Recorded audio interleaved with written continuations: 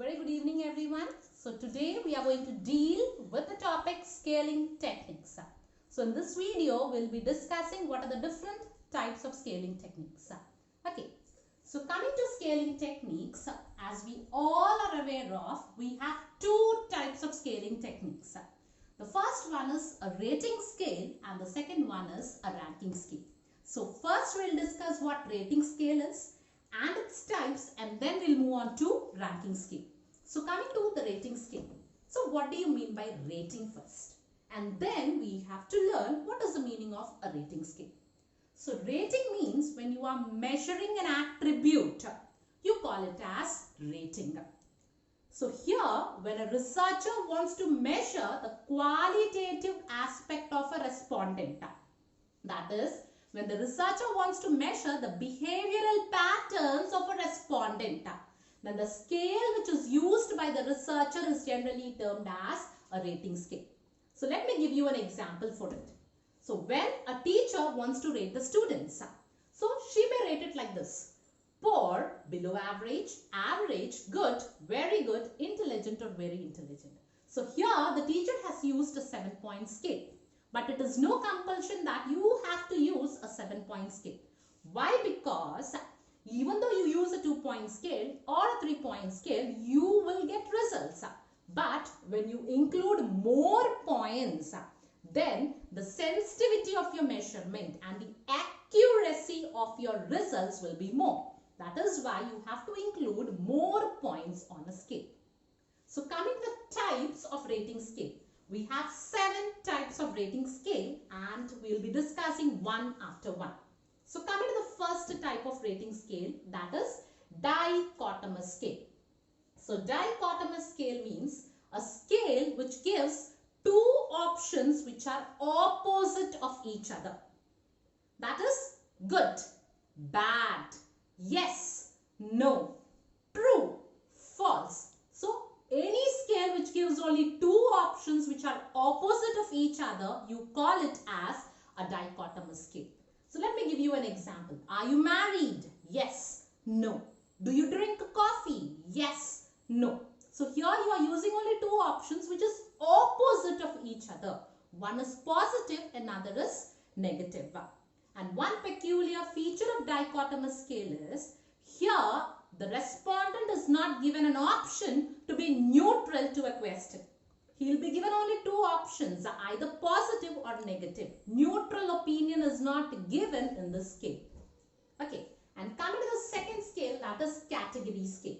So category scale means a scale which gives multiple options to the respondent to answer a single response.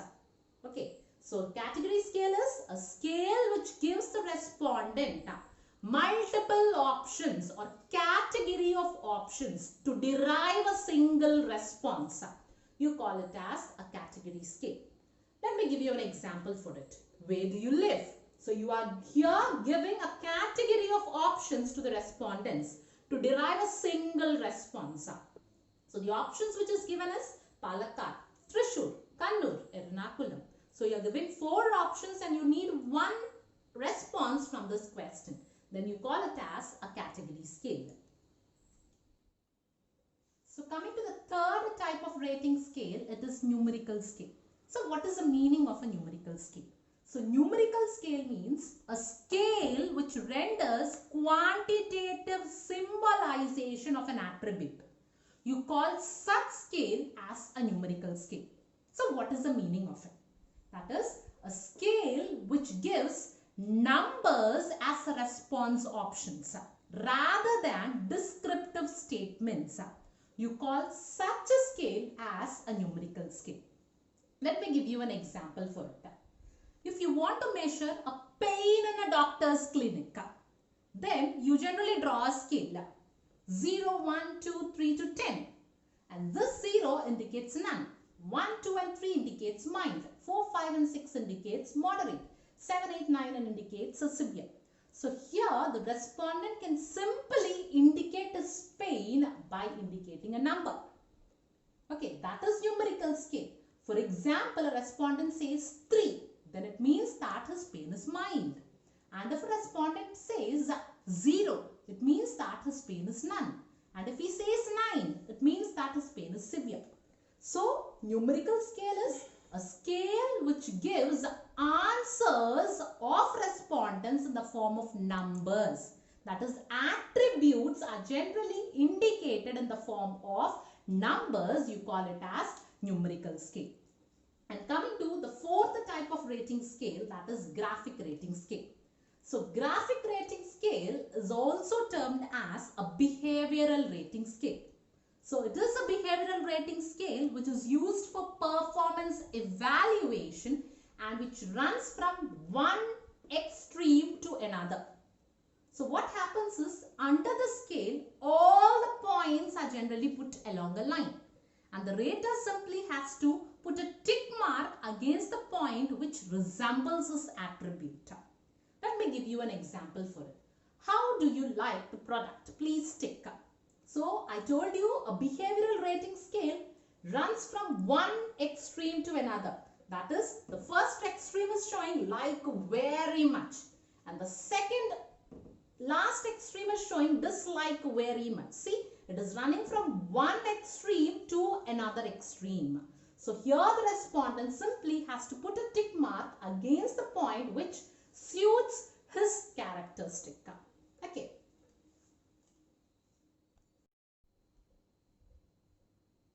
So, the fifth type of rating scale is fixed or a constant scale. So, this scale is generally a traditional scale. That is, when the researcher wants to judge the priority of a respondent. Under such circumstances, the scale which is used is generally termed as a fixed or a constant scale. So, under the scale, the respondent is given an option to mark his points on a particular concept. Here, the researcher will not give a particular point or a grade to an opinion. Instead, the respondent himself is asked to mark the fixed amount of point to a set of object. So, it is also termed as a comparative scale. So, let me give you an example.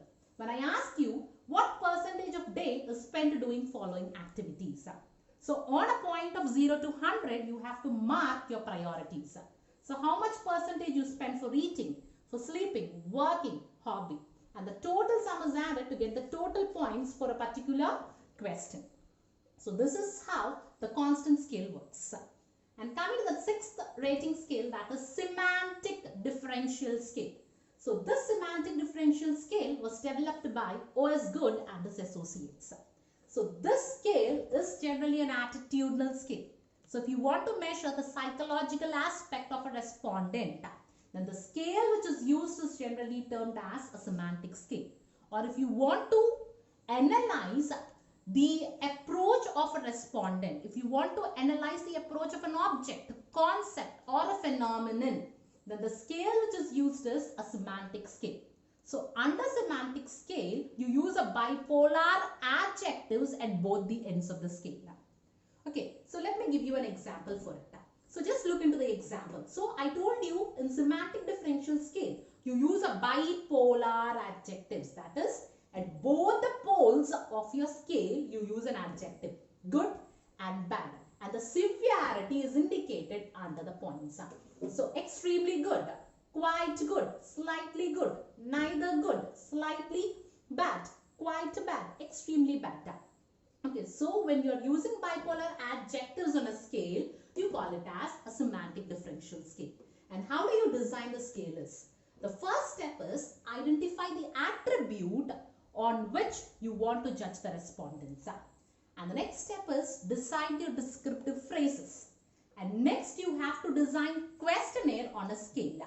And after that you have to give questionnaire to respondents and you have to seek the answers. And you have to sum the judgment scores of each attribute and you have to find the average.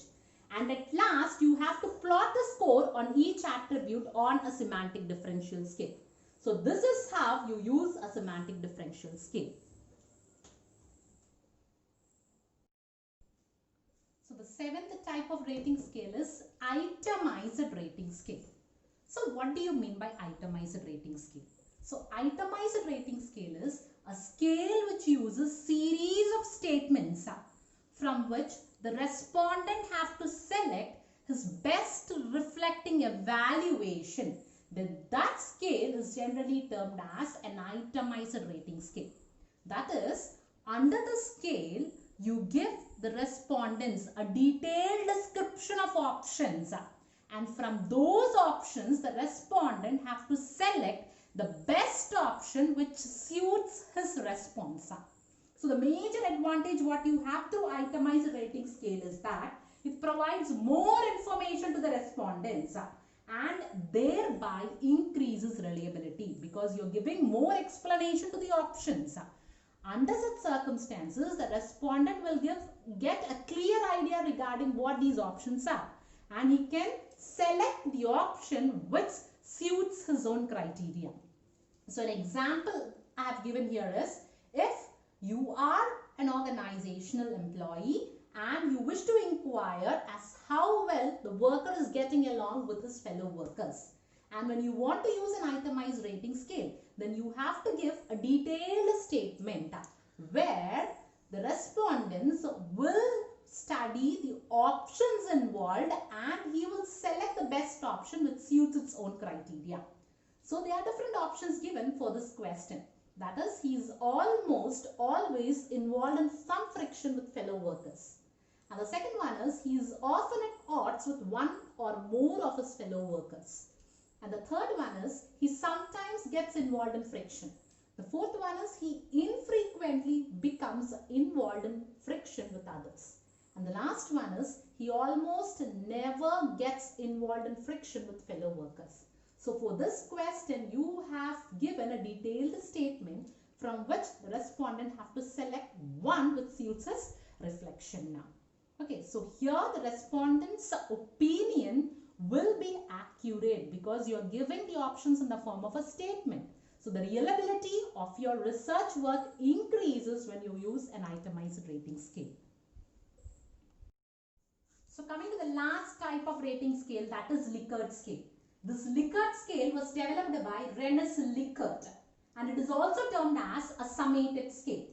So why it is termed as summated scale is because the items which are making up the scale, they are summed up to produce a total score. That is why it is also termed as a summated scale.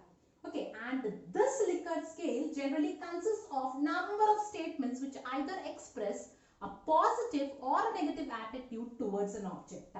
Okay, that is, it is designed to measure the intensity within which the attitude is expressed.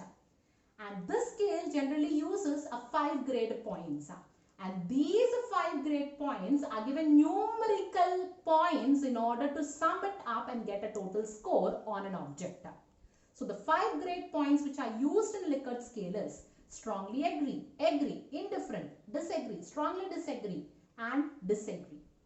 Okay, and numerical points are given, that is for strongly agree +2, agree +1, indifferent 0, and disagree -1, and strongly disagree -2. So how do you design this Likert scale is? The first step is you have to collect a series of statements regarding the object what you want to study.